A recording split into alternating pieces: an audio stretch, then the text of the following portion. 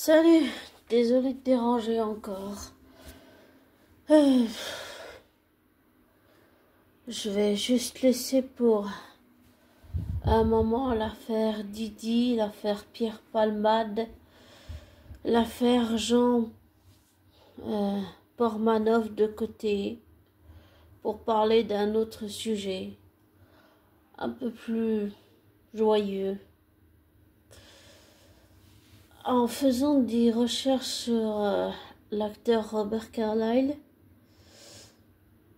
j'ai appris que Emily et lui étaient devenus vraiment amis et ça m'a fait chaud au cœur. Je trouve ça mignon. Et j'ai aussi appris qu'il allait jouer le rôle de Sherlock Holmes. Il faudra que je trouve un moyen de voir la saison 1 et puis de voir évidemment la saison 2. Mais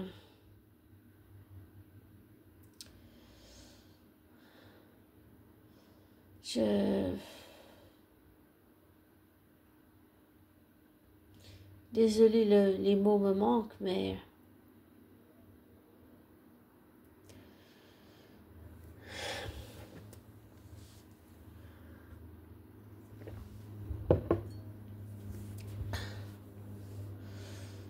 j'ai toujours, malgré tout ce qu'il a fait, je veux dire dans la série, en jouant le rôle de Rumpelstiltskin, le crocodile et la bête, Rumpel, c'est toujours un personnage qui m'a toujours attiré. Souvent, on aime bien ce qui est l'interdit, ce qui est sombre, ce qui est un peu noir, parce qu'on se dit toujours que la personne, pas qu'elle va changer, parce qu'on ne peut pas changer quelqu'un à son âge, mais qu'on peut, par exemple, l'aider à sortir des ténèbres, si on peut dire ça, telle une version de l'ombre et de la lumière. Et j'ai réalisé qu'en fait, tout ce que la mère de Rumpel dans Once Upon a Time, la série, a fait, en fait, tout ce qu'elle a fait pour que son fils ne devienne pas le sauveur, en fait, elle l'a fait pour rien. Puisqu'à la fin, Rumpel s'est sacrifié pour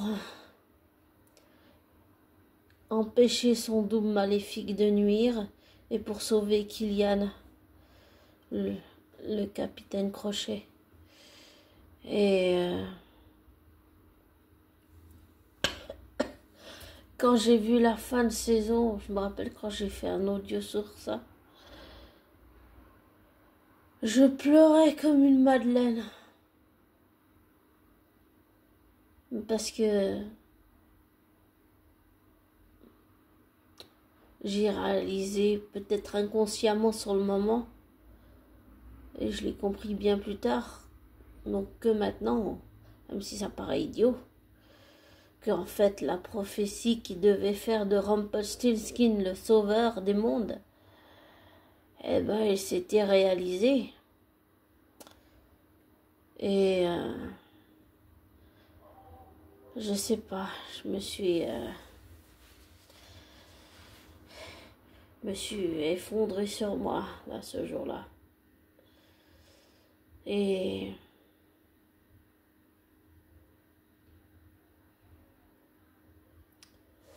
je trouve que là on va partir dans du réel. Je trouve que Robert Carlyle a une façon très particulière de jouer ses personnages. C'est pour ça que j'ai fait une sélection de films pour voir un peu tout ce qu'il a comme palette, tout ce qu'il peut jouer. Et j'ai très envie de voir tout ce qu'il a fait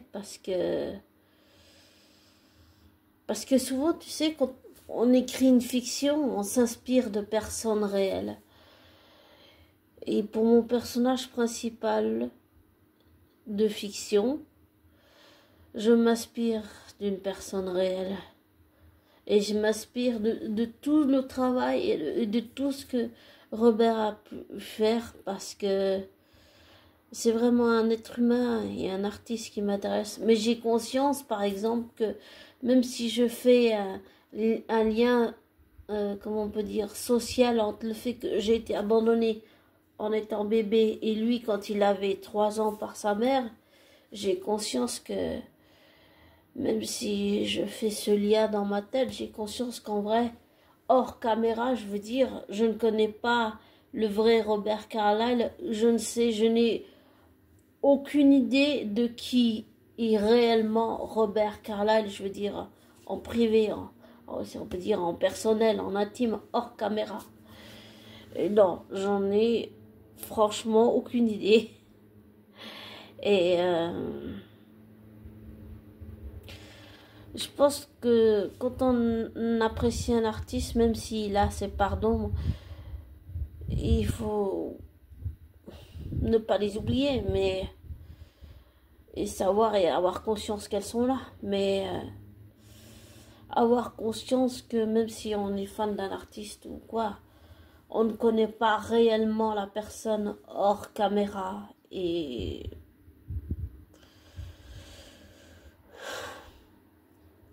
tout ce que je sais, tout ce que j'ai appris, c'est en faisant toutes les recherches que j'ai fait sur lui, en écoutant ses interviews. Et la seule que j'ai toujours pas écoutée, si maintenant elle date de plusieurs années, il faut que je le fasse, et qui est très difficile pour moi à faire, c'est celle où il parle de son enfance, où il parle de sa vie. Il a dit qu'il avait fait cette interview pour ses enfants, pour que ses enfants sachent d'où il vient.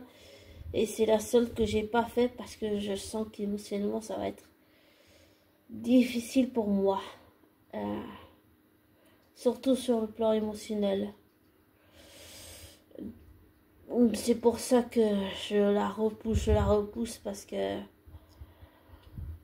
ça va pas être un moment, ça va être un moment inconfortable quand je vais l'écouter. Pas souvent, ça rappelle des choses de son propre passé à soi qui est douloureux. Et peut-être que dans ma tête, je suis pas prête. Je suis pas encore prête à faire face.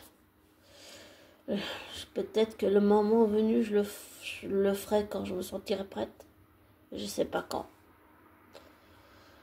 Mais même si je fais ce lien, j'allais dire, ce lien social ou comme on dit parasocial, j'ai conscience qu'en vrai, je ne connais pas Robert Carlyle. Je veux dire, comme je dis toujours, précision hors caméra. Je ne connais pas cet homme, il ne me connaît pas. Je ne sais pas qui il est réellement.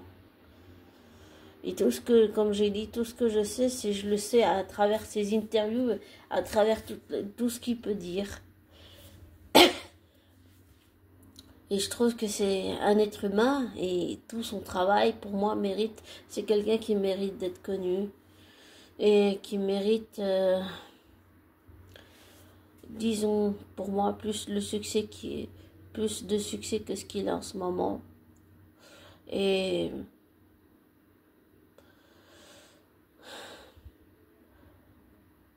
j'ai vraiment envie de le rencontrer, mais je me suis posé la question de pourquoi en fait. Et la réflexion que je me suis faite, c'était pas une question facile que je me suis posée. Mais j'avais repensé, je crois, à une vidéo de Carl Jung qui posait la question de pourquoi on souhaite rencontrer quelqu'un de connu. Et si j'y pense en profondeur et que je réfléchis en prenant du recul, je veux rencontrer Robert Carlyle pour lui partager mon parcours, pour que lui-même puisse me partager son expérience, pour que je puisse lui expliquer ce que je suis en train d'écrire comme personnage fictif et qu'il sache que je m'inspire d'une personne réelle et qu'il sache que cette personne réelle, eh ben, c'est lui. Et que je m'inspire de sa vie, de son parcours, je veux dire, tout ce qu'il a vécu bien avant d'être connu et d'avoir joué Rumpelstiltskin et tout plein d'autres rôles qui l'ont fait connaître bien avant la série de Once Upon a Time. Avant Once Upon a Time, Je connaissais pas Robert Carlyle. Peut-être que j'avais entendu parler, mais sans plus que ça. Je me suis vraiment intéressée à lui au moment où où je l'ai découvert dans la série Once Upon a Time. Et tout a démarré de là. Et vraiment, ça, quelqu'un d'intéressant, très intéressant. Vraiment très très intéressant. Mais j'essaye de faire en sorte que ça ne devienne pas, comment je pourrais dire, comme j'avais fait une fois, comme j'avais dit, que j'avais développé une obsession un peu pour Tom Hiddleston. J'essaye de faire en sorte que de ne pas répéter la même chose, même si Tom Hiddleston ne le sait pas, bien sûr.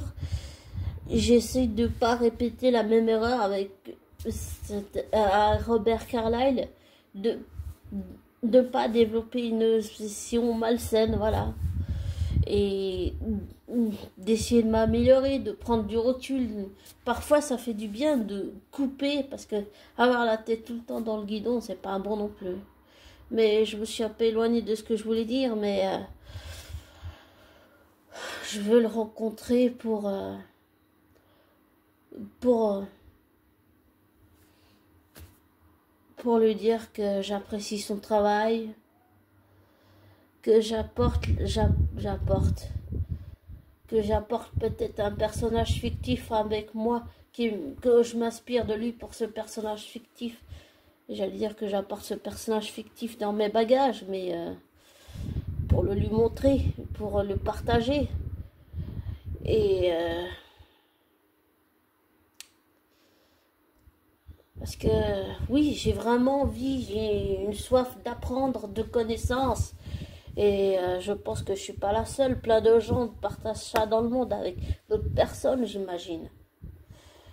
Donc oui, j'ai envie d'apprendre, mais j'ai pas envie d'apprendre que, par exemple, d'artistes français ou d'internationaux ou de Suisse. J'ai envie d'apprendre aussi. Ma mère adoptive m'a fait découvrir plein d'artistes anglo, comment dire, pas américains, mais qui sont du Royaume-Uni. Et par exemple, j'ai découvert, comment il s'appelle, Elton John, les Beatles, les papas et les mamans. Il y en a vraiment plein, plein, plein. Et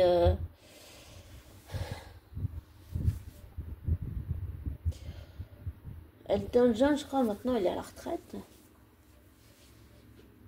Mais il y avait une autre artiste que je voudrais parler, mais elle a chanté la chanson du Seigneur des Anneaux, c'est juste que j'ai oublié son nom, mais elle a chanté pour le film Le Seigneur des Anneaux. Et ah voilà, Enya, elle s'appelle Enya. Et j'ai adoré cette artiste, vraiment magnifique, elle a une voix de cristal, c'est extraordinaire sa voix. Vraiment, c'est magnifique, j'allais dire, c'est presque magique. Et à chaque fois que je l'écoute, ça me fait penser au Seigneur des Anneaux. Mais,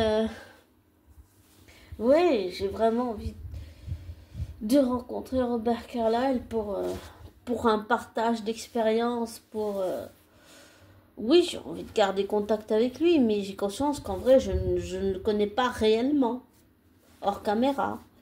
Mais oui, j'ai aussi envie de rencontrer des artistes tels que Norman Reedus, et comme j'ai déjà dit aussi plusieurs fois, Tom Hiddleston. Et je me suis rendu compte que je me suis toujours presque identifiée à des artistes qui eux-mêmes, avant d'être connus, avant de tout ce qu'ils ont maintenant, avant d'être connus et tout, je me suis toujours identifiée à des êtres humains qui, avant de devenir acteurs, eux-mêmes ont souffert, vraiment souffert. Et je veux dire, pas seulement sur le plan physique, mais le plan psychique, et émotionnel et mental et affectif. Et je réalise que c'est très douloureux de m'identifier à eux, mais que Ça fait partie de la vie, ça fait partie de ce que j'ai appris. Souvent, on fait avec les armes qu'on nous a données ou avec ce qu'on a appris et la mémoire et le corps cellulaire, il se souvient, il n'oublie pas. Et c'est pour toutes ces raisons que j'ai envie de rencontrer ces trois êtres humains. Je pense qu'il y en a plein d'autres que j'ai envie de rencontrer. Euh, mais c'est un peu pour différentes raisons. Norman Reedus, c'est parce que je l'ai découvert avec la série Daryl Dixon Walking Dead, mais je ne m'intéressais pas à la série Walking Dead elle-même. Moi, ce qui m'intéresse, c'est uniquement le personnage de Daryl Dixon. Que ça soit que centré sur lui, c'est le seul qui m'intéresse. Et j'ai envie de partager son expérience, j'ai envie de...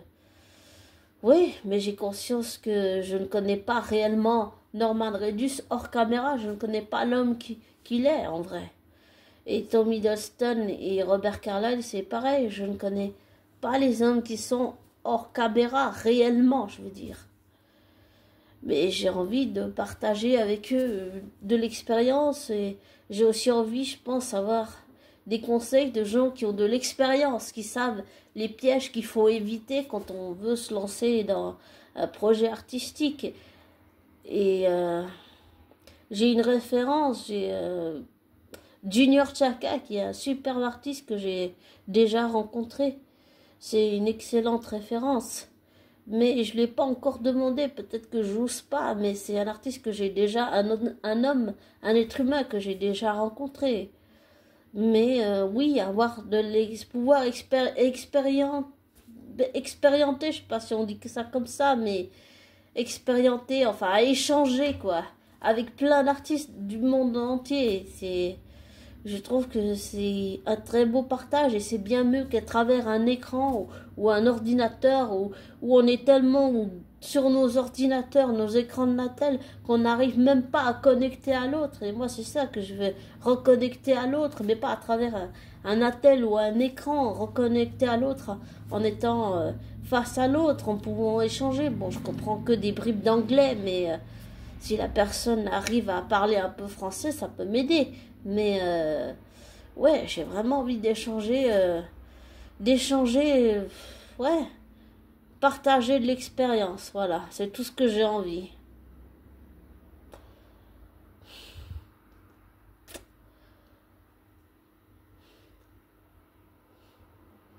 Bon, je vais te laisser.